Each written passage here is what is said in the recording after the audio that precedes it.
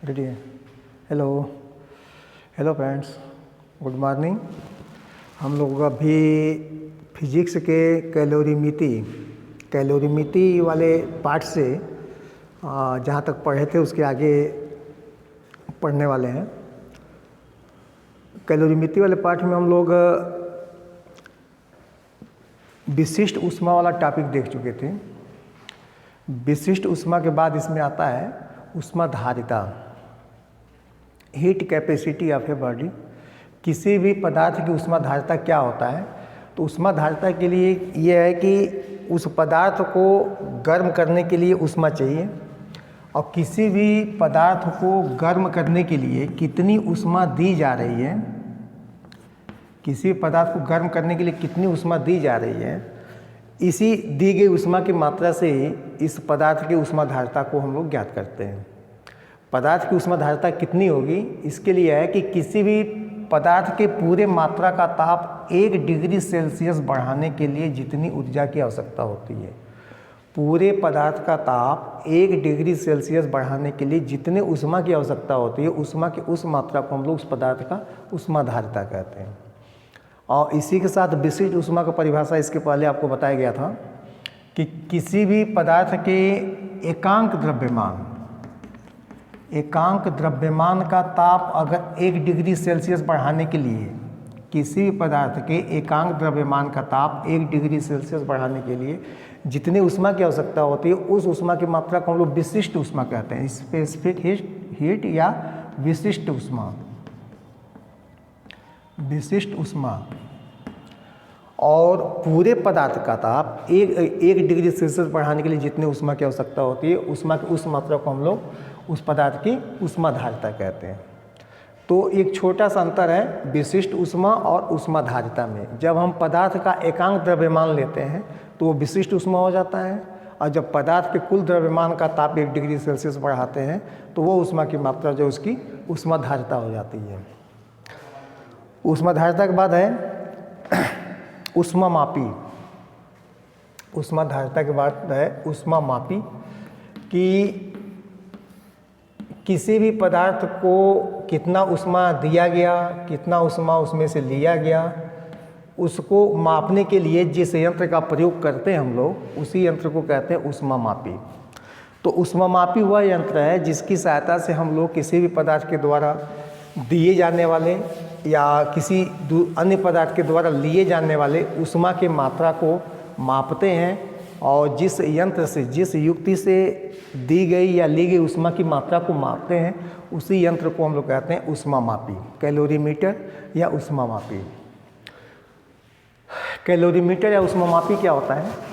तो तांबे का एक बर्तन, और तांबे का एक बर्तन लेकर इस तांबे का बर्तन मतलब बर्तन है तो ये गोल ही होगा, बेलनाकार तांबे का एक बर्तन, और इसको एक कुचालक पदार्थ के किसी कवर से इसको ढक के, और इस दोनों के बीच में जो है कोई यहाँ पे कुचालक पदार्थ मतलब रुई ले सकते हैं, या नमदा ले सकते हैं, या कांच ले सकते हैं। तो इन सब कुचालक पदार्थों को इनके बीच में भर दिया जाता है, और फिर इसके ऊपर जो है एक मोटे कांच के प्लेट से इसको ढक दिया जाता है। तो इसी डिवाइस को, इसी यंत्र को हम लोग कहते हैं क्या? ऊष्मामापी। अब ऊष्मामापी में किसी पदार्थ को, ऊष्मामापी से हम लोग किसी भी पदार्थ के द्वारा दी गई या ली गई ऊष्मा की मात्रा को मापते हैं।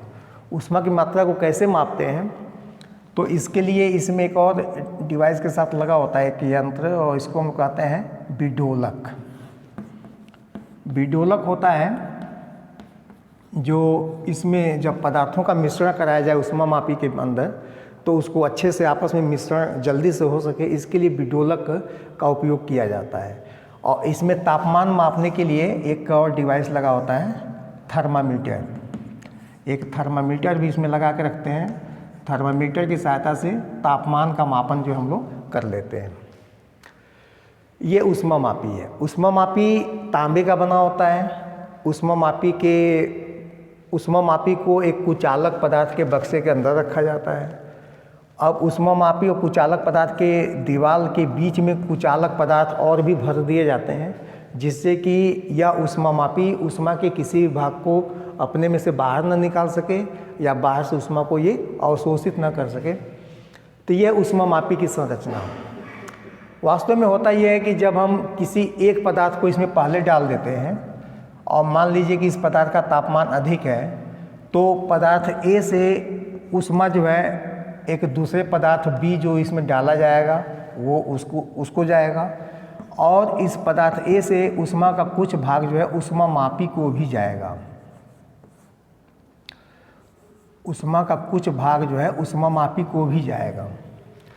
तो हम लोग अगर ए के द्वारा दी गई ऊष्मा और बी के द्वारा ली गई ऊष्मा की गणना करते हैं, तो ए की ऊष्मा जो है दूसरे पदार्थ बी को भी जा रहा है, और ऊष्मा का कुछ भाग जो है इस ऊष्मामापी के द्वारा स्वयं भी ग्रहण किया जा रहा है।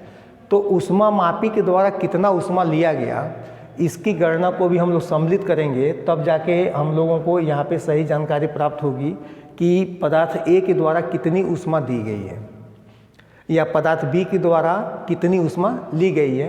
क्योंकि ऊष्मा जब ए अपने में से ऊष्मा देगा तो वह ऊष्मा बी दूसरे पदार्थ बी को जाएगा और ऊष्मामापी को भी जाएगा। तो अब ऊष्मामापी को कितना ऊष्मा जा रहा है इसकी गणना करने के लिए हम लोग एक अलग से टॉपिक इसमें रखते हैं, ऊष्मामापी का जल तुल्यांक। ऊष्मामापी का जल तुल्यांक, वाटर इक्विवेलेंट ऑफ कैलोरीमीटर, ऊष्मामापी का जल तुल्यांक। तो ऊष्मामापी वाला टॉपिक यहीं पे है कि ऊष्मामापी क्या है। तो ऊष्मामापी एक बेलनाकार तांबे का बना बर्तन होता है। इस बर्तन को हम लोग एक कुचालक पदार्थ के बक्से के अंदर रखते हैं। बक्से और इस कैलोरीमीटर के बीच में हम दूसरा अन्य मोटा कुचालक पदार्थ भर देते हैं। इसको कांच के मोटे प्लेट से ढक देते हैं। पदार्थों को मिलाने के लिए इसमें एक बिडोलक लगा होता है और ताप के मापन के लिए इसमें एक थर्मामीटर लगा होता है। यहाँ तक हो गया ऊष्मामापी के लिए। अब ऊष्मामापी का जल तुल्यांक क्या है और ऊष्मामापी के जल तुल्यांक की आवश्यकता क्यों पड़ती है, अभी हम इसको बताएं कि किसी भी पदार्थ के द्वारा ऊष्मा दिया जाता है तो वह ऊष्मा जो है दो भागों में बंटता है। तो ऊष्मामापी के द्वारा कितना ऊष्मा लिया गया इसकी गणना जो है कि हम लोग ऊष्मामापी के जल तुल्यांक से ही कर पाते हैं। तो ऊष्मामापी का जल तुल्यांक क्या है, एकदम परिभाषा एकदम सरल है, लेकिन ये परिभाषा याद करके नहीं रखा जा सकता, नहीं दिया जा सकता। अगर आप बात को समझ रहे हैं तो इस परिभाषा को बहुत सिंपली आप कह सकते हो कि ऊष्मामापी का जल तुल्यांक क्या है। तो जितने ग्राम या जितने द्रव्यमान के जल का ताप,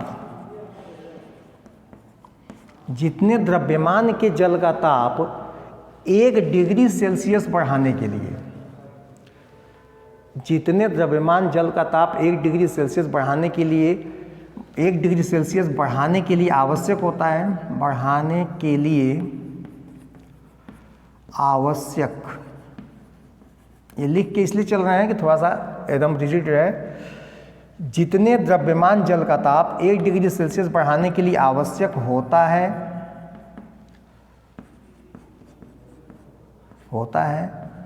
उस ऊष्मा से यदि इस ऊष्मामापी का ताप 1 डिग्री सेल्सियस बढ़ाया जा सके तो जल के उस द्रव्यमान को कहते हैं ऊष्मामापी का जल तुल्यांक। इस परिभाषा को आप उल्टा भी करके कर सकते हैं कि ऊष्मामापी का ताप 1 डिग्री सेल्सियस बढ़ाने के लिए आवश्यक ऊष्मा की मात्रा, ऊष्मामापी का ताप 1 डिग्री सेल्सियस बढ़ाने के लिए आवश्यक ऊष्मा की मात्रा से जितने द्रव्यमान के जल का ताप 1 डिग्री सेल्सियस बढ़ाया जा सकता है, जल के उस द्रव्यमान को हम लोग कहते हैं ऊष्मामापी का जल तुल्यांक। परिभाषा एकदम सिंपल और सरल है। हमको बताना है ऊष्मामापी का जल तुल्यांक। तो ऊष्मामापी का जल तुल्यांक के लिए हम लोग इसमें जल को अपने पास से इंट्रोड्यूस करेंगे। अब 1 डिग्री सेल्सियस ताप जितने ऊष्मा से इस ऊष्मामापी का बढ़ेगा ऊष्मा के उसी मात्रा से जितने द्रव्यमान का ताप 1 डिग्री सेल्सियस बढ़ा सकते हैं, उस जल के द्रव्यमान को हम लोग कहते हैं इस ऊष्मामापी का जल तुल्यांक। अब मान लीजिए कि यदि वो यम द्रव्यमान के जल का ताप 1 डिग्री सेल्सियस बढ़ाया जा सकता है और जल की विशिष्ट ऊष्मा जो है C है, तो ऊष्मामापी का जल तुल्यांक हो जाएगा। जल तुल्यांक का मान यही हो जाएगा, कितना हो जाएगा, यम इंटू सी, जहाँ यम जो है जल का द्रव्यमान है और सी जो है जल की विशिष्ट ऊष्मा। अब इसके बाद इसमें है कैलोरीमिति का सिद्धांत। जल तुल्यांक वाला टॉपिक खत्म हो गया। इसके बाद से है कैलोरीमिति का सिद्धांत, थ्योरी ऑफ कैलोरीमेट्री या प्रिंसिपल ऑफ कैलोरीमेट्री। कैलोरीमिति का सिद्धांत। तो असमान ताप वाली दो वस्तुओं को यदि संपर्क में लाया जाता है, असमान ताप वाली दो वस्तुओं को एक दूसरे के संपर्क में लाया जाता है, तो एक वस्तु के द्वारा ऊष्मा दी जाती है और दूसरे वस्तु के द्वारा ऊष्मा ली जाती है। अगर यहाँ पे तापमान अलग अलग है और यहाँ पे अगर T1 का तापमान अधिक है T2 से, तो जिस वस्तु का तापमान अधिक होता है उस वस्तु से ऊष्मा निकलती है और जिस वस्तु का तापमान कम होता है उस वस्तु में ऊष्मा जाती है। तो कैलोरीमिति का सिद्धांत क्या कहता है कि अगर ऊष्मा क्षय नगण्य हो मतलब कि जो ऊष्मा वस्तु A दे रहा है वो वस्तु B को जा रहा हो, और एटमॉस्फेयर से कोई भी ऊष्मा A और B को न मिल रहा हो, या A और B की कोई भी ऊष्मा की मात्रा जो है वातावरण में न जा रहा हो, तो उस दशा में या उस अवस्था में, तो इन सभी बातों को एक साथ मिला के बोल देते हैं हम लोग क्या, यदि ऊष्मा क्षय नगण्य हो तो गर्म वस्तु के द्वारा दी गई ऊष्मा और ठंडी वस्तु के द्वारा ली गई ऊष्मा, ये दोनों ऊष्मा के मान आपस में बराबर होते हैं। अगर ऊष्मा क्षय नगण्य हो तो गर्म वस्तु के द्वारा दी गई ऊष्मा और ठंडी वस्तु के द्वारा ली गई ऊष्मा, ये दोनों ऊष्मा की मात्रा आपस में समान होते हैं। अब इस कैलोरीमिति के सिद्धांत को एक गणितीय रूप में लिखना चाहें हम लोग, तो गणितीय रूप में मान लें कि एक वस्तु का द्रव्यमान m1 है, इसका विशिष्ट ऊष्मा C1 है और तापमान T1 है। दूसरे वस्तु का द्रव्यमान m2 है, विशिष्ट ऊष्मा जो है C2 है और तापमान जो है T2 है। इन दोनों वस्तुओं को जब संपर्क में रखा गया तो उभयनिष्ठ ताप हो गया T। तो गर्म वस्तु के द्वारा दी गई ऊष्मा कितनी, तो गर्म वस्तु के द्वारा दी गई ऊष्मा की मात्रा होगा m1 C1 और T1 माइनस T होगा, क्योंकि T1 अधिक है और T2 कम है। तो ऊष्मा A देगा B को, ऊष्मा जब A से निकलेगा तो T1 के मान में कमी आएगी और T2 के मान में वृद्धि होगी। उभयनिष्ठ ताप अगर T है तो T का मान जो है, ये उभयनिष्ठ ताप जो है T2 से अधिक होगा और T1 से क्या होगा, कम होगा। इसीलिए यहाँ पे क्या किया, m1 C1 into T1 minus T, और ली गई ऊष्मा की मात्रा कितनी, तो m2 C2 into T minus T2। ये जो है इस कैलोरीमिति सिद्धांत का गणितीय रूप है कि गर्म वस्तु के द्वारा दी गई ऊष्मा और यह ठंडी वस्तु के द्वारा ली गई ऊष्मा। इसमें से 1 2 3 4 5 6 राशियाँ हैं। 6 राशियों में से कुछ राशियों का मान यदि ज्ञात हो तो बड़ी सरलता से, आसानी से अज्ञात राशियों के मान जो है यहाँ से ज्ञात किए जाते हैं या किए जा सकते हैं। यह है कैलोरीमिति का सिद्धांत। कैलोरीमिति के सिद्धांत के आधार पर गणितीय गणना, उभयनिष्ठ ताप T का मान भी निकाला जा सकता है। इसके बाद से अवस्था परिवर्तन। अवस्था परिवर्तन क्या होता है, तो किसी वस्तु को अगर ऊष्मा देना जारी रखा जाए तो वस्तु के अवस्था में परिवर्तन होता है। ऊष्मा लेकर वस्तु की अवस्थाएं बदलती हैं। वस्तु की अवस्थाओं में कैसे परिवर्तन होता है, तो सबसे निम्न ताप पर वस्तुएं सामान्यतया ठोस में होती हैं।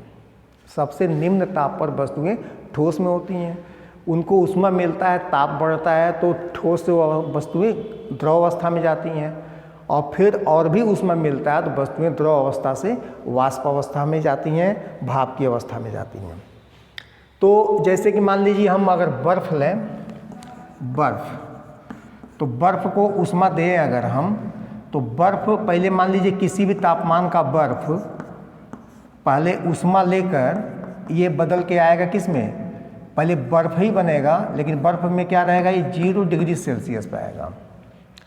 तो निश्चित यहाँ पे जो T लिया गया है, T का मान जो है 0 डिग्री सेल्सियस से भी कम है।